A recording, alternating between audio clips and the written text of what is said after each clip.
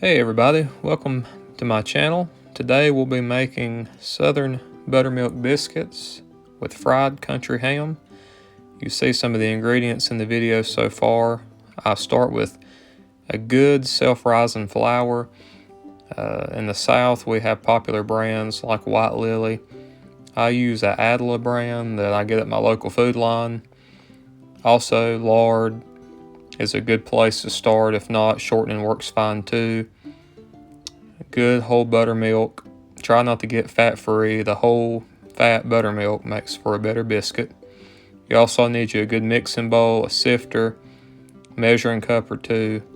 And I use a biscuit cutter. If you don't have a biscuit cutter, you can always use the top of a drinking glass or a mason jar if you have one of those.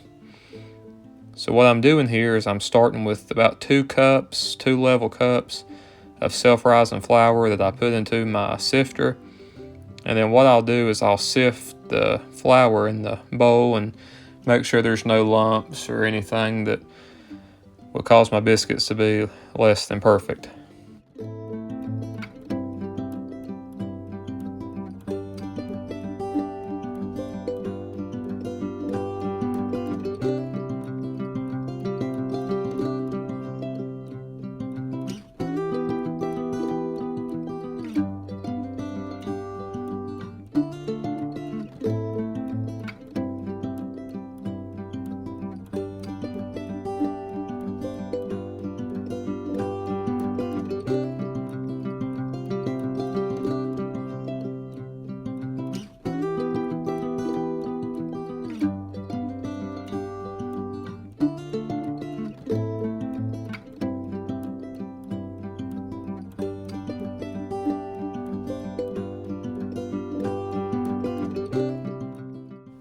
And what you see me reaching for next is lard.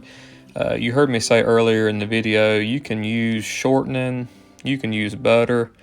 I like to use lard. It makes my biscuits flakier and has just overall better taste to them. And I do not measure my lard. What I do is I take my fingertips of my hand and I scoop 2 scoops. And if I had to estimate, I'd estimate somewhere around 1/4 cup of lard.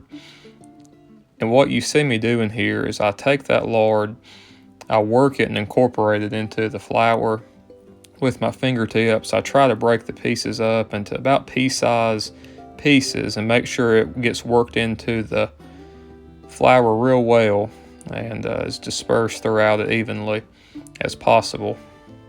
You also saw walking by the camera my little kitchen helper. That's our cat Bert. He anytime there's milk or anything out can get, he'll stop by for a visit. The next thing you're going to see me do here is take the buttermilk. What I do with the buttermilk, again, I normally do not measure my buttermilk, but for the sake of this video, I will measure it. And as you see me pour it into the cup, what I do is pour about an even cup of buttermilk into my measuring cup.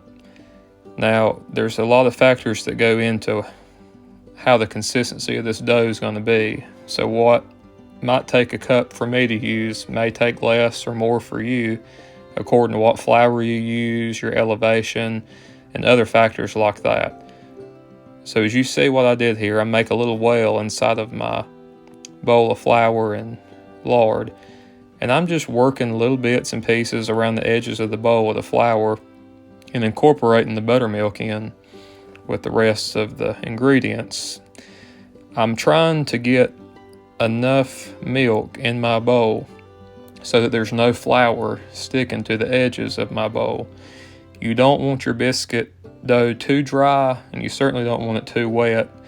And so again, start with less buttermilk, and as you add little bits at a time, your goal is to get the sides and the bottoms of your bowl as clean as possible from any flour and shortening and sticking to the sides. And you'll practice this a time or two, and you'll get a hang of it and understand that fine balance.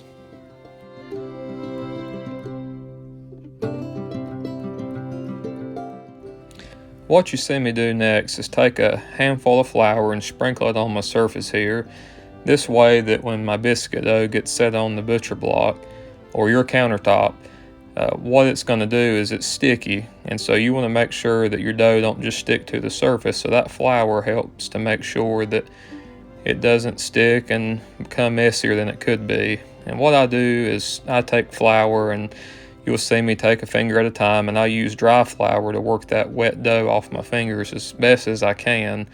And then I scrape the bowl. I try to get as much out of the bowl as I can. That way I don't waste anything, and make sure that I get as much biscuit as possible with each batch that I make.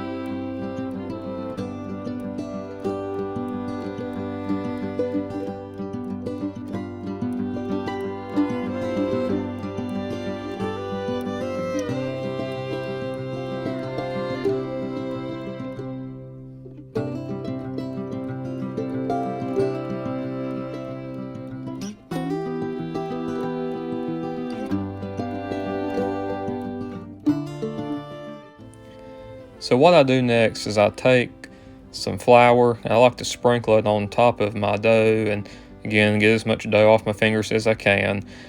And again, there's no true measurement that I can give you for how much flour to use, but just about a pinch at a time. And what I'm trying to do is get enough of the dry flour onto the wet dough, and as I knead it or work it, my goal and what I've learned, and this might be different for everybody, but what I've learned in biscuit making is that as I'm kneading the dough, my goal is to get that dough where it's not sticking to my hands, but I also don't want to overwork it. You can overwork your dough. You can also underwork it too. And again, that's something that as you practice biscuit making or any type of cooking, the more you do it and the more you learn, the better you'll get. And so what I do is, you saw me, I kneaded it, I don't know, 4 or 5 times.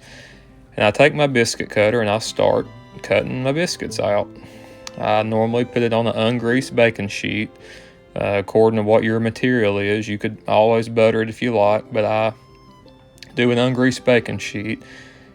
And while you're cutting these biscuits, you can always preheat your oven. That way they're ready to throw in. I normally bake my biscuits around 450 degrees Fahrenheit, and that's just in a conventional oven. And so again, with this batch, what I do is cut the biscuits out. I take the leftover dough, I work it a few more times, I flatten it out, and then I cut as many biscuits out of it as I can. And so what you'll see is I use as much dough as possible, and when it gets to the point that I can't use my biscuit cutter to cut anymore, I'll take that leftover dough and I'll just form it in my hand like a biscuit, and make a biscuit by hand. Now, I know a lot of people that make their biscuits that way. They don't use a biscuit cutter or a mason jar. They just work the dough and take it and form it by hand, and that's perfectly fine too. One beautiful thing about biscuits, or a lot of southern foods, is we tend to like them the way we grew up eating them. And so what I might consider to be a top-of-the-line biscuit may not be exactly what you think and have in your mind, and that's all according to how we were raised and what we grew up having our families eat and all that good stuff. And so again, you have to find what works best for you, and as you practice with time, you'll learn. There's some things that you get to make special and do yourself.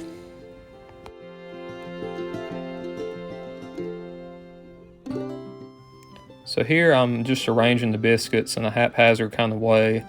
Some people like to let theirs touch. I really leave mine how they are. And as I throw mine in the oven, you'll see me here pulling them out. Again, I don't time it, but what I do with my biscuits is I look at the color of the top of the biscuit. And if they're a light golden brown, that's where I want mine. I don't like my biscuits too done because they're too crunchy. and I don't like them where they're doughy. So you have to watch with your eye and figure out what works for you. And if you and your family like it, then you found what you need to do. What you see next is a package of sugar-cured, boneless country ham. I get mine at Food Line. I live in North Carolina. You can get country ham in just about any grocery store you go to. Even Walmart carries them, but maybe you live in a part of the country or the world that doesn't necessarily have it. You can probably order it. If not, speak to your grocery store manager about ordering some. And again, I don't personally have a favorite kind of country ham, but you try different ones and figure out what taste is best for you and your family. And so what I do sometimes with country ham, I didn't do it in this video, but because country ham is very salty because of how it's cured, you can always take the ham, put it in a dish or a bowl of water, and soak it for just about an hour. If you don't have an hour, 30 minutes will do, and then drain the water off before you cook it. And what that's going to do is draw a lot of that salt out so that it's a little more palatable, especially if you're sensitive to salt in foods. But what I'm doing here is taking a good sharp knife and cutting my ham into just a little biscuit-sized pieces. You make them as big or as small as you want them. And again, I'm just cutting them in pieces that are going to go and fit, whether you fold them or fit whole, into my biscuits.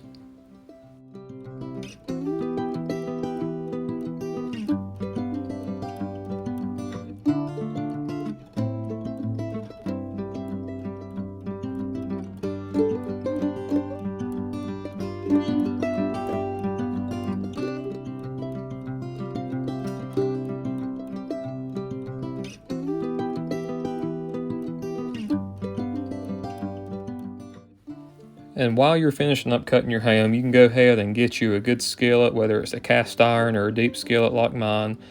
You want to get it heated to about medium to medium-high heat. Again, that depends on the age and the type of cooktop you're working with. But what I like to do is drop my biscuit ham pieces, piece by piece, into the skillet. You don't want to overcrowd it.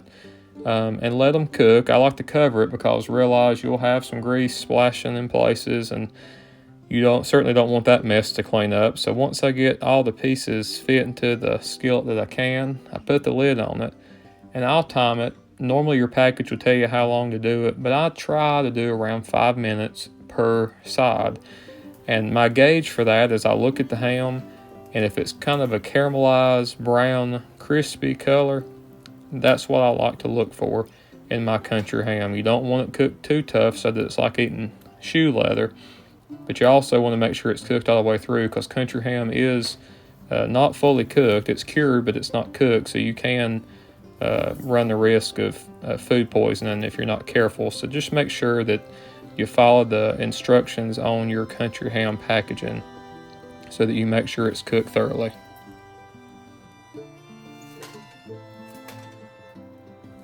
If you want, you can take the little bit of grease and drippings you got in your pan. You can always whip up some gravy if you'd like it. There is a thing in the South that has been made for generations, red-eye gravy. You can always make that. But here's the finished product. A couple of good country ham biscuits and a strong cup of coffee. Thanks for watching. Come back and see us.